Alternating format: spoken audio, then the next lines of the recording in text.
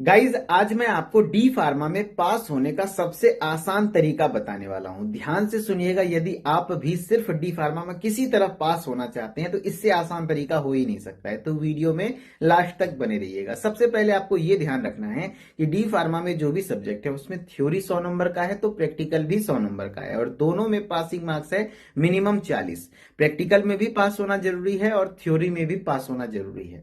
तो प्रैक्टिकल में सबसे पहले बात करते हैं तो उसमें टेंशन ही नहीं लेना है। ग्राउंड रियलिटी यही है कि कॉलेज के अंडर कंट्रोल में है, वो अपने हिसाब से आपको नंबर देकर के पास कर देंगे। इसके लिए टेंशन लेना छोड़ दीजिए। बचा थ्योरी, और थ्योरी में जो 100 में 40 नंबर पासिंग है, ठीक है।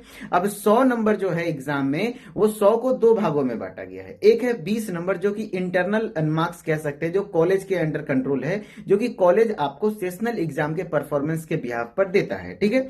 और आपका 80 नंबर का बोर्ड पेपर होता है। ये पेपर जो है ना, इसके लिए आपको पढ़ना होगा क्योंकि इसका सेंटर कहीं और जाता है, और जिस कॉलेज से आप पढ़ाई कर रहे हैं उसका कोई भी वहां पर पहुंच नहीं होता है। उसमें आपको पढ़ के ही पास करना होगा। तो अब थोड़ा सा कैलकुलेशन समझिए। मिनिमम इंटरनल में आपको 20 में से 15 दे देगा कॉलेज, ठीक है।